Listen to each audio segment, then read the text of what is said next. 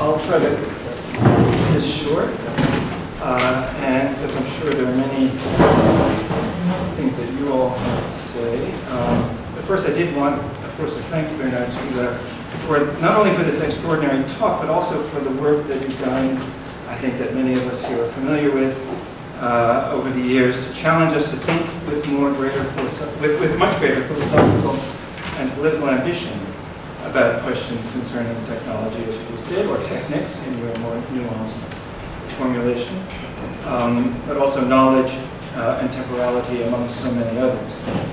I also want to thank the organizers for bringing us all together to think together, as Manuel said, and for confronting me with the challenge, no small challenge, of responding, which I do in great sympathy, indeed in solidarity, but perhaps from a perspective a little bit oblique to that we've been occupying so far this evening. And that's partly because I was unsure in advance of the precise contents of your talk, even though you were very condescending about cheating.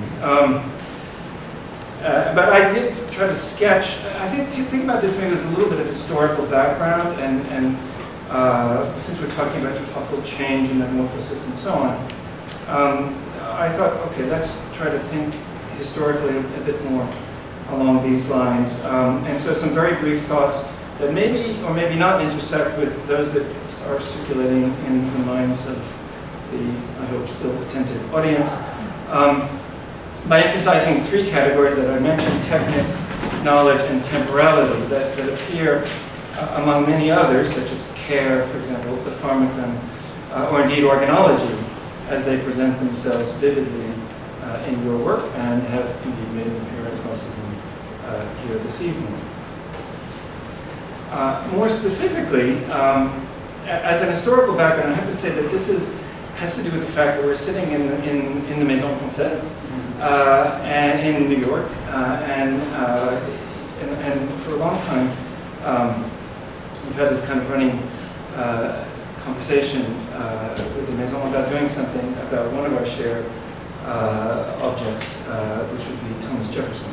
And so I have a few things to say about Thomas Jefferson and education that ultimately connect to critique, essentially. That, in a sense, I think, owes a great deal to the Enlightenment tradition, even as it transforms it.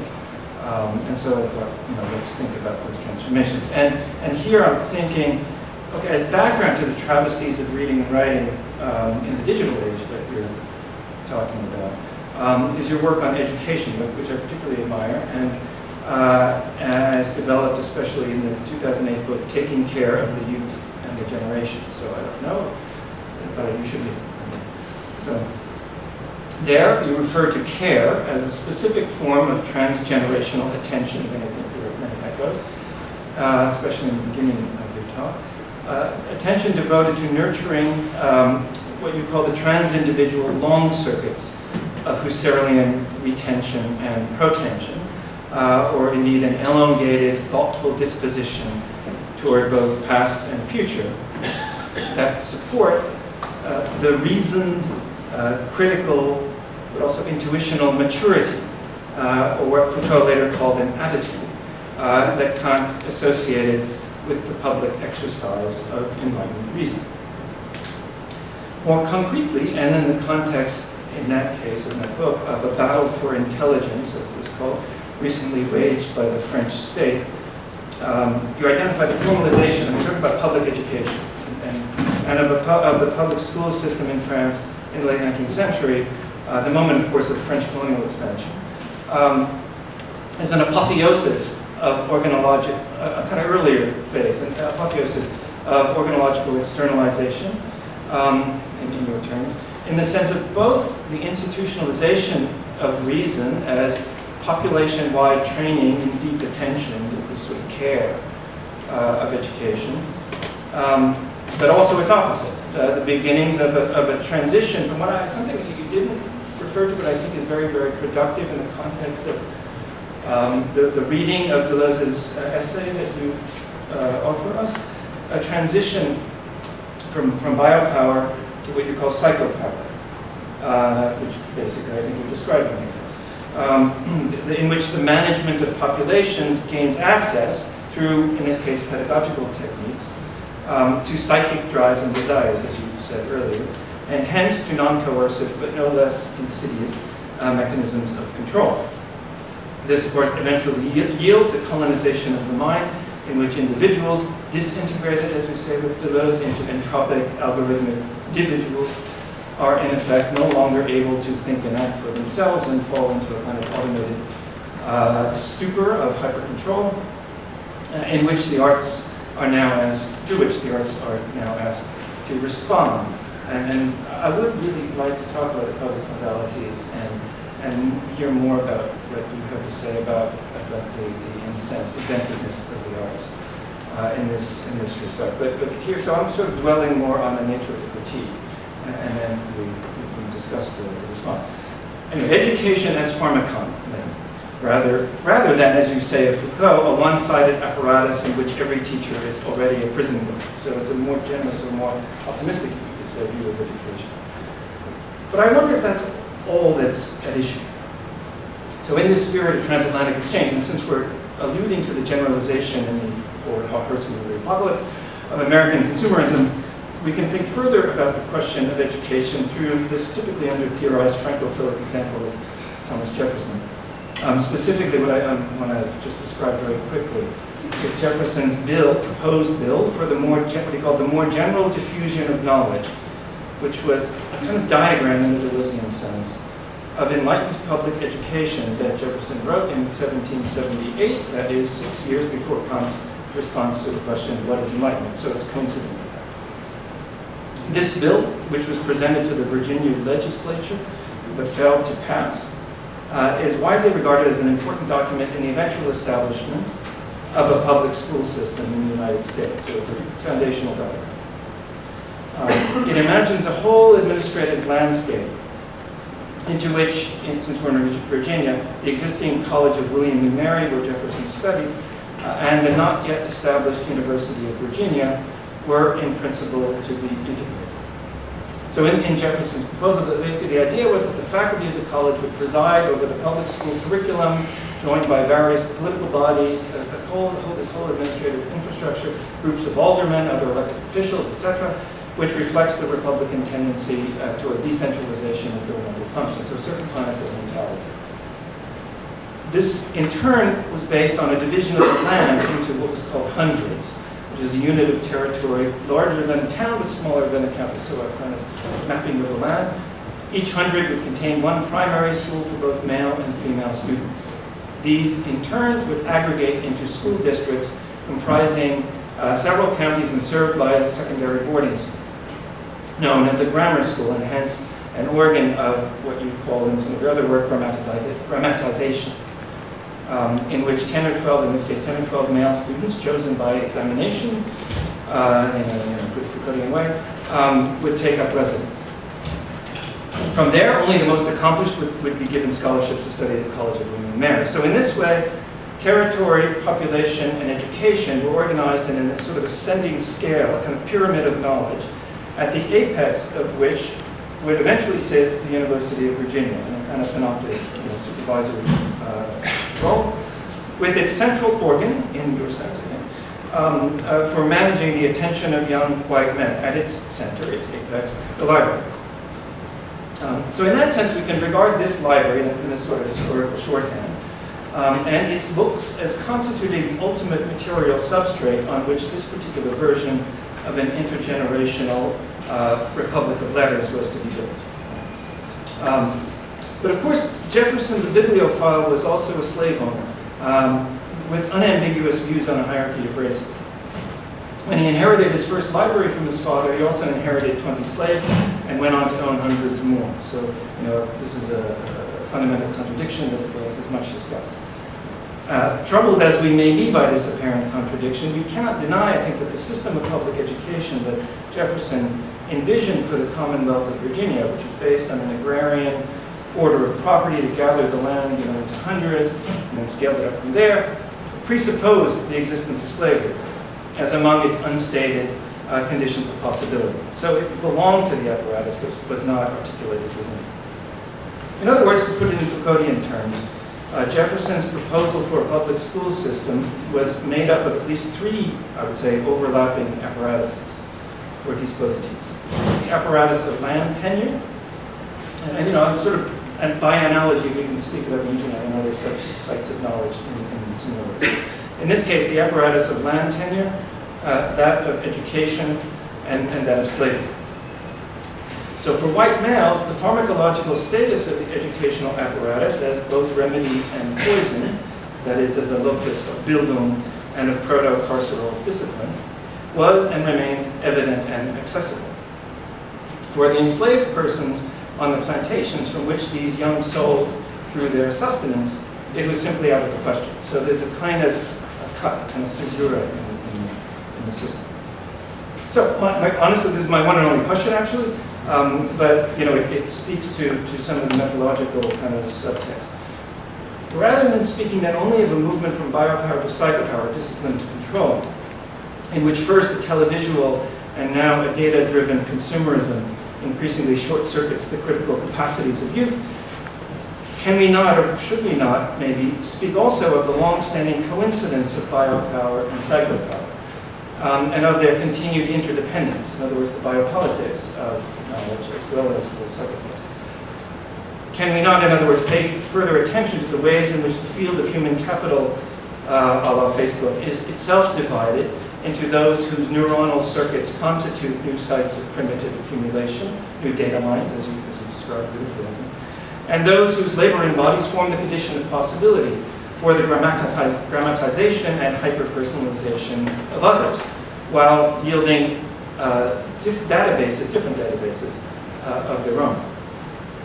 So more than that, should we not recognize, or can we recognize, that this is anything but a simple partitioning, sort of a digital divide or something like that, into haves and have-nots that can be overcome by development in both the technocratic or neurological sense, or a residual, I think, should we think of this as simply a residual division of labor to be replaced by robots, for example, or whatever, but rather, perhaps, a structural feature of enlightenment in its many historical forms. So this is ultimately kind of the question in the repetition.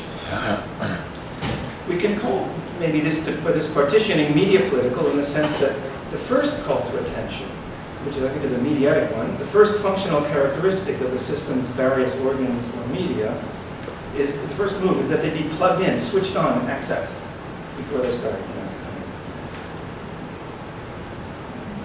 reorganizing the drugs. Not only then the ambivalence of the pharmacon, but also the brutal facts of its design, manufacture, distribution, and maintenance, in which every circuit, the plugging in, every circuit is a kind of short circuit. After all, it remains possible that Plato's pharmacy does not accept health insurance, or at least that not everyone, and certainly not the global subproletariat, has access to its patented drugs, or even to their generic equivalents. So proletarianization and subproletarianization. Then, okay, so finally to open up the conversation, I just want to add that I don't think this is a question of overlaying some vulgar means production narrative onto the epistemological complexities of Deleuze's or indeed Stiegler's notions of a controlled society or hypercontrolled society, which you've elaborated so convincingly. Rather, I suggest only that maybe we modify the story of epochal change, just this to that kind of story, for which, in any case, my vote in the terminological discussion would be for the Deleuzean term modulation, which even over the Kafkaesque metamorphosis, which is by doubling up also the narratives from two structure. Its way of thinking time, since you were really a thinker of time, which converges perhaps, if we just think about it as from this to that too easily, with a historical imagination that has already been trained in Virginia public school to assume intergenerational lines of ascent from darkness to light. In their place, and in order to assess our options, the strategic moves that you were discussing at the very end, we might consider media political repetitions, including those that obscure the exploitation of laboring bodies. Repetitions that we might have been tempted to think we're superseded, or some might be tempted to think, like neoconservative writers, to think we're superseded by the new paradigm, as instead, these repetitions, among that paradigm's constituent facts, facts that demand our attention as, if nothing else, the stuff of which data are made. So that's really just one question, with several facets. But I want to see what you think. And I'm sure in the meantime there are others. So I think the idea is that we're going to maybe talk for a bit, and we'll keep an eye out for hands. Thank you. Thank you very much. I think Microphone. oh, Yeah, I guess give up. oh yes. Like that? Yeah. Can you hear me now? Okay. Thank you very much.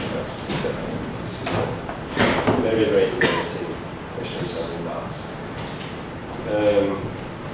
Of course, the main question is, as you say, the combination of the question of biopower and psychopower. And today, I couldn't develop that really because I have no time, but behind this question is the question of neuropower. Because neuropower is both biopower and psychopower. And we are today really challenged by this question of the brain. This is the reason for which the answer to neuroscience is extremely important. I don't follow at all Catherine Malabou on this question because I believe she's completely wrong with his strange conversion into neurosciences. But nevertheless, I think this question of brain is extremely important at a moment in which the process of what I call exosomatization is entering into a mutation. I say that because the process of exosomatization for a very long time was not a natural process, but a process which was unconscious, which was not deliberate, which was not a produce of choices by the society. It was the result of what was innovation, but we didn't think this like an innovation at this time. Now it is completely different. And one of the great questions for the next year will be medicine and the transformation of medicine. That is not from the future, that is already the question. And the transformation of medicine is also the transformation of organogenesis. Today, for example, Google is a policy of addressing the markets of health is modifying radically the process of organogenesis. And of course, behind this is the question of what is called transhumanism. That is, for me, an ideology, and posthumanism, that is a theory. But I believe that this theory is not well founded, because we can speak of posthumanism if we agree to say that humanism is a question. And I don't believe so. I think that now those questions must be happening in a situation in which I believe, and this is my Marxist background, speaks, into the perspective of insolvency of the system. I couldn't develop also another question, that is the process of automation or automatization of jobs, but I believe that the MIT and Oxford are right when they say that in 20 years we should lose 50% of the jobs. And it's now kind of panic in Europe with this, because Europe is the first place where factories is really computing now. And here there is a very for me, inevitable question of macroeconomy, not only of macropolitics, because we had a discussion of macropolitics this afternoon in the seminar, but there is a question of macroeconomy. This question of macroeconomy is that with the destruction of employment, jobs, of wages, by automation, the process of redistribution which made the rationality, the macroeconomic rationality of the 20th century, particularly of the consumer capitalism, by the decision organized by Keynesian model to create a social income, to create an environment always positive for working and for the workers, for one, for creating, of course, purchasing power. This is completely destroyed by automation. And today it is, for example, in Germany, it is a salary of 2 euros an hour of work, but it is a kind of destruction of the purchasing power. And with the progression of automation, it will become absolutely unsustainable. So I think all the questions are, in this case, redistributed. That is, I mean that the process of exosomatization becomes controllable object of deliberation, discussion, etc. But this process that passes particularly through the process of automation, because this exosomatization, which is also an endosomatization, that is the interiorization of prosthesis in the body, etc., with nanotechnology, biotechnology. This is also producing an unsustainable macroeconomic situation. So we are in a situation in which it is necessary to completely redefine these questions. And it was very interesting I didn't know this text by Jefferson, but it was extremely interesting to listen to you speaking about that. We are confronted with such questions, but in a completely new context. That is neuroscience, neuropower, somatization, industrial medicine, and the question of macroeconomy and macropolitics. So I will not answer really to your question really today, but this is in such perspective that I listen to you. Thank you. I think we should, open it up. I just had a couple of thoughts on the macroeconomic scale, let's say. I think what I wanted to be able to at least hint at is that there are entire populations, biopolitically speaking, who structurally are not being mined for their neurons. You think about it, there's one way to talk about this would be through the European question right now. So the borders of Europe are being reorganized, in terms of what you just described, and there are several lines.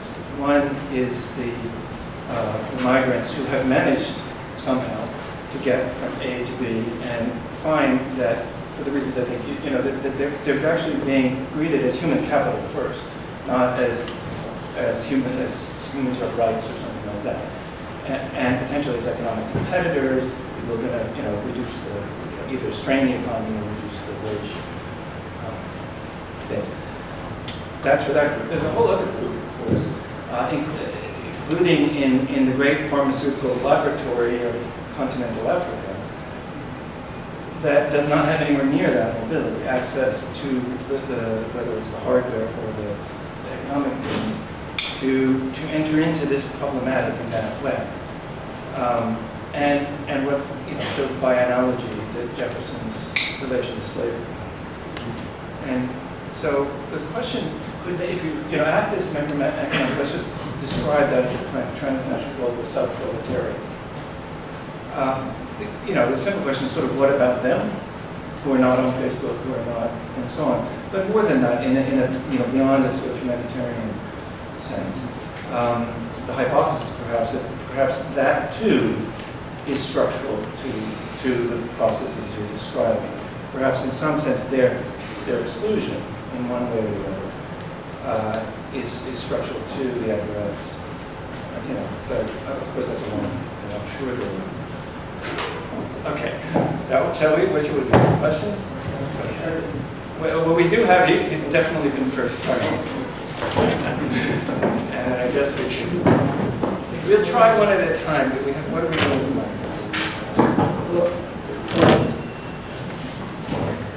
Thank you for the talk. My name is Mohammed Salami. I'm a critic and curator based in New York. I wanted to ask you and suggest that what if we look at the problem rather than the problem of proletarialization and industrialization, like how Gilles Chatelet talks about it in terms of chaos management?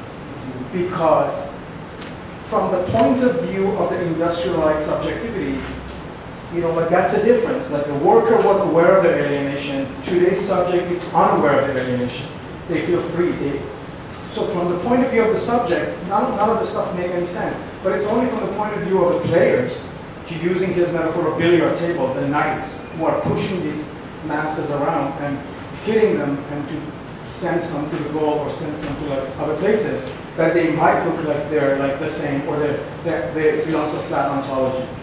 Another point will be to think of the 2008 not only in terms of the downturn of the economy, but also how these things became predominant right around the same time, which brought this cybernetic effect into a totally new realm, right? Because prior to iPhones came on in 2008, and people started using them excessively, and now almost everyone has two. And the other point is for me, this also relates to another form of resistance, which comes out of the continental philosophy, which is sort of a great race here. The return of rationalism and the return of an insistence on scientific method by bringing back Wilfred Sellers into the picture and trying to restore some kind of adherence to scientific method again, against all this digitality.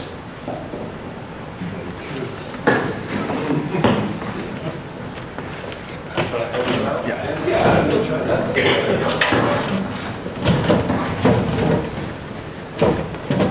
First, I would say that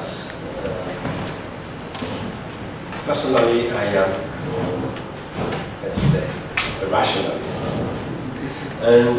But I believe that we have to, this is the reason for which I insisted on the difference made by Kant between understanding and reason. I had no time for also speaking with Whitehead, but I believe that this question is not to address today with Whitehead, who also uses this distinction. And when I say, to answer to Deleuze, but also to Derrida and to Lyotard, not Foucault, because Foucault never used that. I know. When I say that the question is not to resist, but to invent, it means that the question is not to mobilize a new understanding of the situation with the majority. I don't believe at all in this.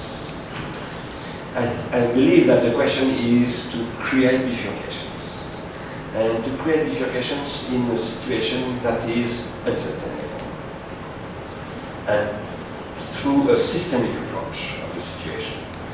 For example, the situation of African people is not sustainable, and we are confronted to the Anthropocene. And the Anthropocene, it is now clear that we know that in the 40 next years, that if we cannot invent new types of bifurcations, it's finished.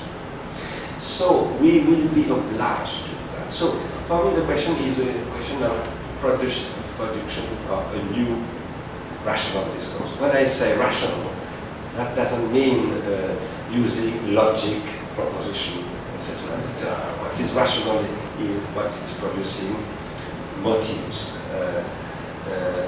Reason in French, la raison. When there is a crime, for example, what is the reason of the crime? The reason is the motive. And this is the question of what Heidegger called. It doesn't call that. It describes the relationship to the end of what he calls Dasein. Myself, I call that an archipotential. And today the problem is that this instrumentalization of retentions and potential is destroying this archipotential. Not only the archipotential, but potential in general. But this process is destroying the system producing this destruction of potential and retention. And there are limits. So we have today to, this is what I called in the third volume of Technics and Time, to invent a new critic of reason. Why a new critic? Because the question of critic for Kant is a question of limits. And today we are confronted to new limits that were not thinkable for Kant, because for Kant there was no organological dimension of the reason. I tried to show that, in fact, it is necessary to add to the transcendental deduction of the critique of reason, what I call a fourth synthesis, because I believe that the schematization of transcendental imagination is made possible only by this, that is by organogenesis, precisely. It was not thinkable for Kant. Now we know that because with archaeology, anthropology, etc., it is extremely clear, and even now in America there are extremely interesting anthropologists working on this. So the question is to address a new, to find a new question of limits. And here I think the question is to make, you quoted Gilles Châtelet, it is to address not only the question of chaos, but the question of what I call personally neganthropology, that is not simply entropy and negantropy, but that is the question of the pharmacon. The pharmacon is entropic and negantropic, but in another level than life. And it was described by Schrödinger, and which was the interest of Châtelet, because Châtelet was a thinker also of biology. So I think we have today to be affirmative on two questions. One, there are limits in the system, and we are reaching these limits now, and everybody knows that. There is an enormous denegation, because it's impossible to sleep when you think that. So people want to forget it. But when you work seriously, it is, of course, the evidence now. It will be even the question of United Nations in 1 month. This is the first question. The second question is the necessity to revisit metaphysics, not only for this deconstruction. I follow deconstruction, not only for the archaeology by Foucault, the invention by new ways of philosophizing by Deleuze and Guattari. All this is my story, and I am an inheritor of this. But I believe that today we have to go beyond. And this is not to go back to a reconstruction, that it was said. It's not at all the case. But it is to revisit in a new way after these processes. What means, for example, this change that creates Kant by distinguishing reason and understanding. This is extremely important. But at the end, it was effaced by Hegelianism, by the critique by Hegel of the als ob by Kant, etc., with good reasons, but which are not sufficient now. We must reread, for example, Hegel with Marx, and we have to to overcome Marx himself, because Marx himself was not capable to think negantropy, entropy, etc., etc. It's also the case for Nietzsche, for example. Nietzsche refused the theory of entropy. Why? Because he said it must have a negantropy somewhere, and it was the case. But as he didn't know that it was possible to think negantropy, he refused entropy. So we have also to reread Nietzsche in a sense that addresses this question. And for this, I believe that Whitehead is very important, because Whitehead was a thinker of this question for me. Alex, and then we have one more here, and then So my question, I actually maybe do two questions, because I'm really trying to understand the argument. I mean, I want to return to your interlocutor's question, which I didn't quite hear an answer to, which is that if there is an epistemic change that takes place, you said around 1993 with the digitalization of the world, essentially 24/7 capitalism, does anything carry over from prior to that moment, from the previous episteme? I mean, that essentially, that's how I understood it. I didn't get the answer. But my question would be more about the totalization of your argument. And you know, in your discussion now, you're tempering it a little bit, but you talked about the total disintegration of individuation brought on by the hyper-industrial, the total. So I was struck then at the end that you were you said that we must enter into the or the Neganthropology. We must enter into basically at the end you were summoning a subject from somewhere, when throughout your talk I saw the complete disintegration of any subject. So where does that come from? How do you theorize that? So two questions essentially. Okay. Thank you. That's a very important and practical question. I think I will repeat again that the question is the destruction of the redistribution of productivity gains by the destruction of wages, etc. This redistribution is absolutely needed for the macroeconomic level, and it will be destroyed. What will replace this? I believe that in the future, the value, for speaking with Nietzsche, the criteria with which we will give value will become negative. For 250 years, it was entropy. Why? Because the Anthropocene is capitalism. What we call Anthropocene is development of capitalism. And capitalism was based on productivity gains produced by automation and proletarianization. That is by anthropization with an E, entropy, development of entropy. The valuation of entropy by the market, particularly by the financial markets, because it is speculative to speculate on the entropy, the increasing of entropy, is today the functioning of markets. I say that I don't say that it is deliberate, it is systemic. This is what I call systemic stupidity. It's not me who says that. It is two researchers on management who describe this process of proletarianization, first of the manual workers, and then of technicians and engineers, and now of Alan Greenspan. I say Alan Greenspan because I analyzed the discourse he had in the senatorial commission in October 2008, and for his defense he says, but I couldn't understand how it works. Now nobody knows how it works. So I'm not responsible of the situation. The question is externalization of knowledge into the system, so automata. And he says, 4 months after Chris Anderson, that big data are extremely dangerous, right? Because they create entropy. So it is very interesting because it is a testimony of the president of the Federal Reserve explaining extremely clearly what is the problem. It is irrational. Now, I believe that in such a situation, we must leave proletarianization.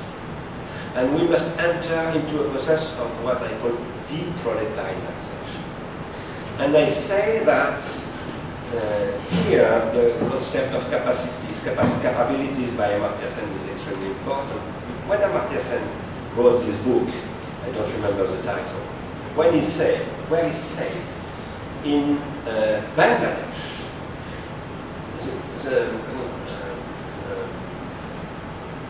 l'espérance de vie, Life expectancy. Yeah, aspiration. Life expectancy. Life expectancy, yeah. life expectancy of people of Bangladesh is better than in Ireland. He received the Nobel Prize for this.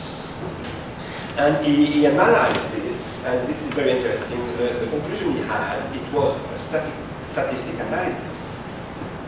He said at the end of this analysis, in Bangladesh, where you don't have hospitals, no medicine, no police, no school, nothing, it's only better than in Harlem. It's incredible, but it is what he says. And he says also we must change the indicators, economic indicators of growth, because they are completely wrong. They create valuation with disasters, with illness, with, for example, in America today, everybody says in Europe that the epidemic of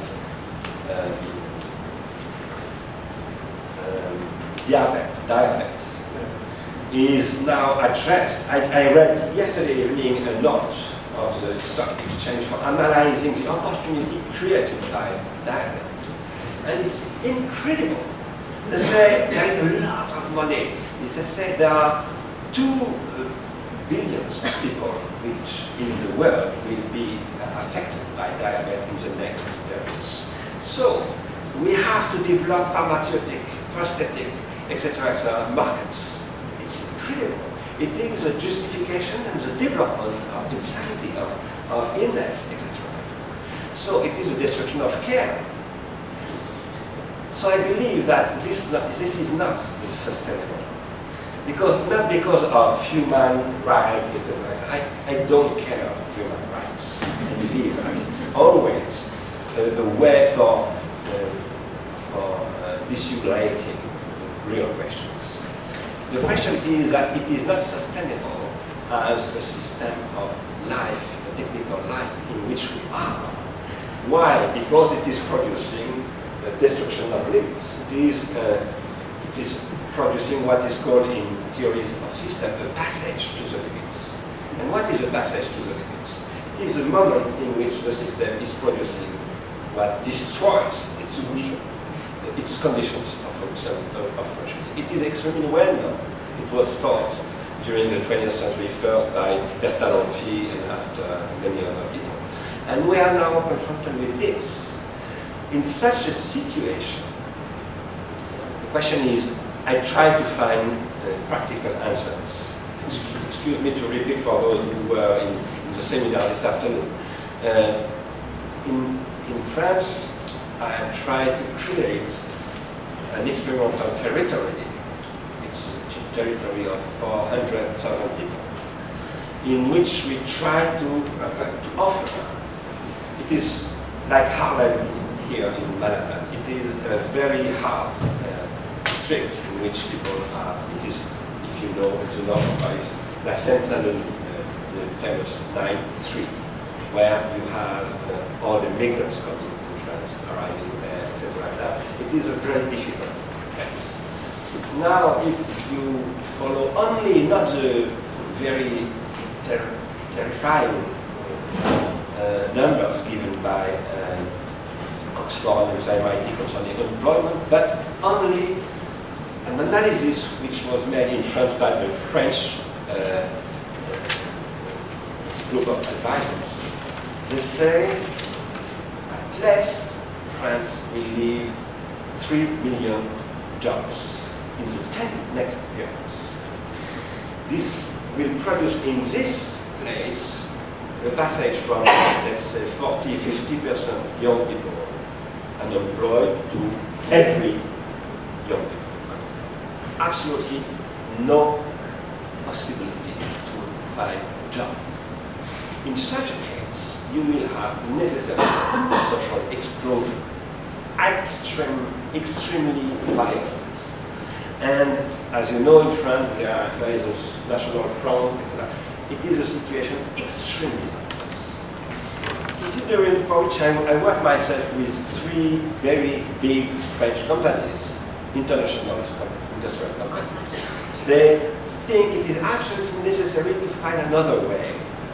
And we will create in 2 years a new income that is called revenue contributive. That is based on the development of capacitation, that is of negantropy. That will be a right to every young people arriving at 18. They will receive an income that is not a minimum existential income, that is a real income, very correct for living, for life. But that is conditioned. It is conditioned by the fact that those who receive this income develop their capacities and participate with these capacities to new projects of what we call contributive society, contributive territory, using the networks that are producing as pharmacon destruction or retention potential, but as cure, as remedy, exactly the contrary, capacity of creating very fruitful social process of creation of value, that is, of this value that I call neganthropy. For this, we are working with Maison des Sciences de l'Homme in this place that is linked with universities. That will work also in 2 years with École des études en sciences sociales. And we say that we must completely change the destiny, the function, the task of university, and also of our school, etc., etc. Not for abandoning consistency, all to the contrary, for beginning with knowledge and not skills. Because today, what industry asks us to give in university is skills, not at all knowledge. They don't want knowledge. But skills are entropy, because they are only adaptation to a system. Knowledge is negantropic. That is, it is always capable to change the system and to create a bifurcation. So what I say is extremely too brief, too short, and I understand that this need to give more explanations. But I think that there is a way, there are ways for entering into this transition. This is a question of transition, the real question of transition. And we discussed also with England in another territory that is close to one in Paris, same profile, in China, because in China they know that they will lose employment with automatization. It is in Shenzhen that the most important project of automation is developed by Foxconn. 1 million robots developed. And this will become an economic catastrophe. And all the managers of industry who are aware of that are in panic, because they don't know, they know that it is not possible to continue like that. So I think we have to offer possibilities of experimentation by catching together micro experimentation and macro level transformation. This is a question of determination. He's been waiting. Two quick questions. The first is, do you think that your analogy to Jefferson actually proves the point that external technique is more dynamic than enlightened reason, in the sense that really Jefferson's project is meant to replace a certain kind of technique in the sense of Benjamin Franklin joking that you go to Harvard to learn how to walk and so forth. You know, that his whole education point was, slaves aside, that it addressed the sort of unarticulated sense of equality that Americans felt because of the accessibility of land, that all white men would go to school. But it doesn't work. When education becomes prominent in the 19th century, a relatively universal education that's brought about by forces that tend to be anti-enlightenment thought,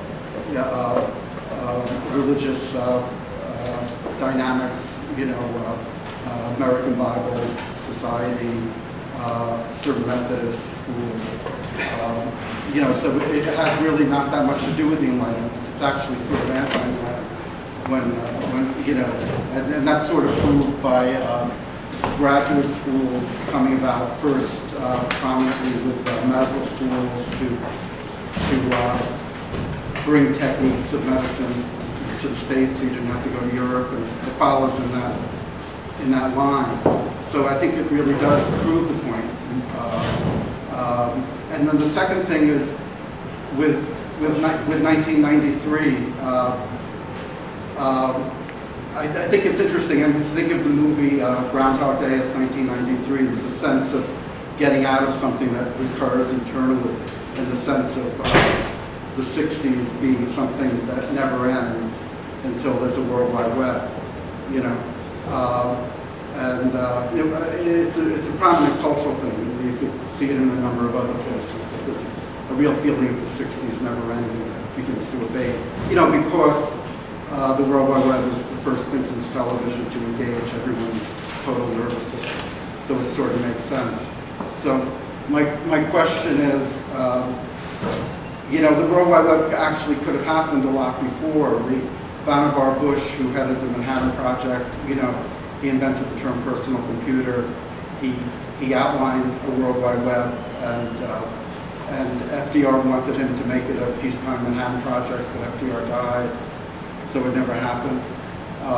So one can imagine a world where there's a World Wide Web in 1960 or even before.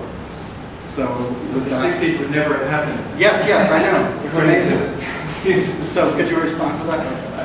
I don't know. Maybe it sounds more like a comment. Anyway, that's what it's interesting to add. Actually, I believe that the World Wide Web was completely transformed during the last 23 years.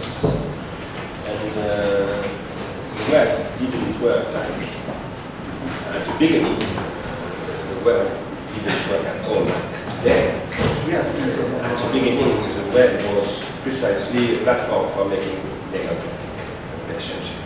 And it was really developed in this goal explicitly. If you read, you have on the website of CERN an explanation, you have the files, the archives of the project, etc. You can find it is extremely clear. The problem was for those organized, not a competition, but a confrontation between scientific, technological issues and ideas and theories and propositions. And at the beginning, it was really the functioning of the web.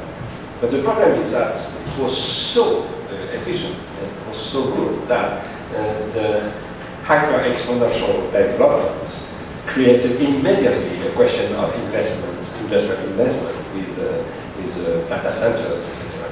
And it became very quickly, 10 years, a completely different question. That was how to make money with this investment into data centers, etc.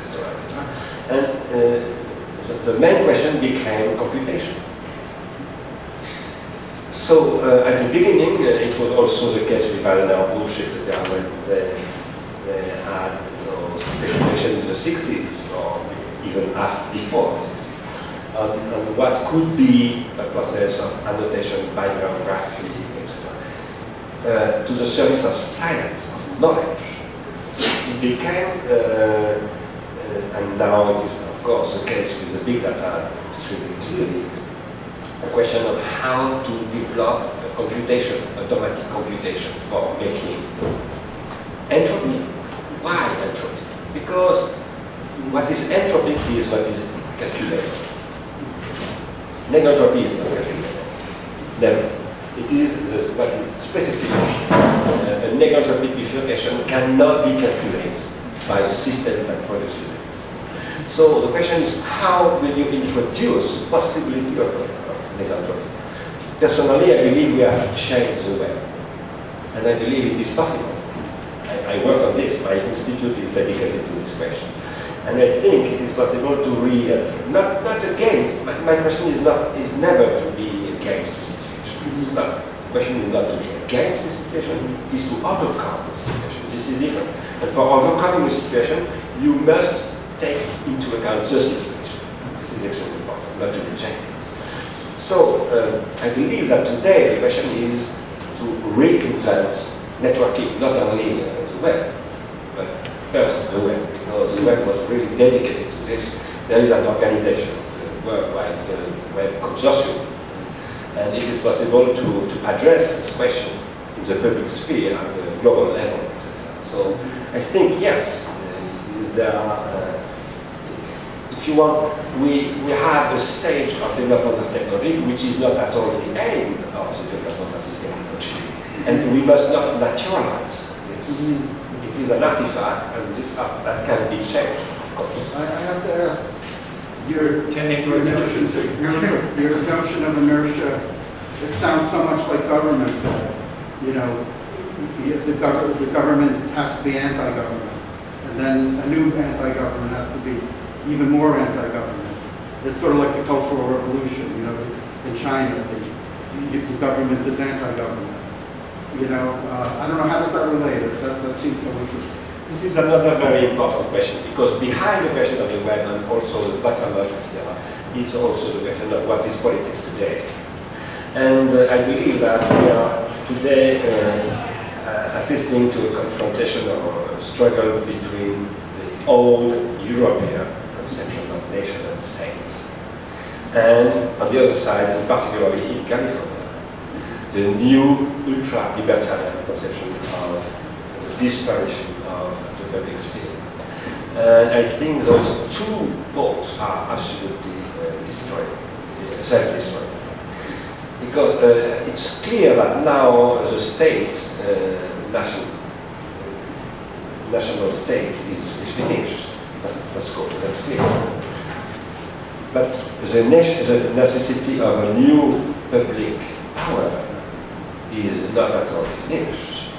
We are creating in France a think tank dedicated to this question, what is a new public power?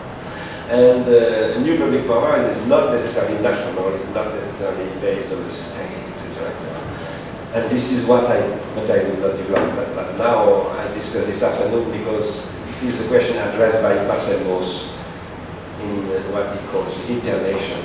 And when he says that the development of internation, he wrote that in the 20s, exactly in 1920. He says, with the development of networks in the 19th century, we will have to completely redefine all of this. But the question is not today if there was the state, now there is a market. When there was the state, there was also a market, of course. There was a market for 3,000 years. Now the question is not to replace the public sphere by the market. It is to reinvent a relationship between a new type of market, a market producing negentropy, and a public sphere capable to precisely certify the process of negentropization. This is the role of the public sphere. It is to certificate. You cannot give the certification to private industry. It's not possible because it's exactly if you give the process of selling of heroin to the people making heroin. This is dealers. You produce dealers. Now we are in a capitalism that is a capitalism of dealers. but it's not sustainable because it is producing enormous disease and negative externalities, and etc. So everybody knows that it's not. I think we should continue outside. Thanks so much.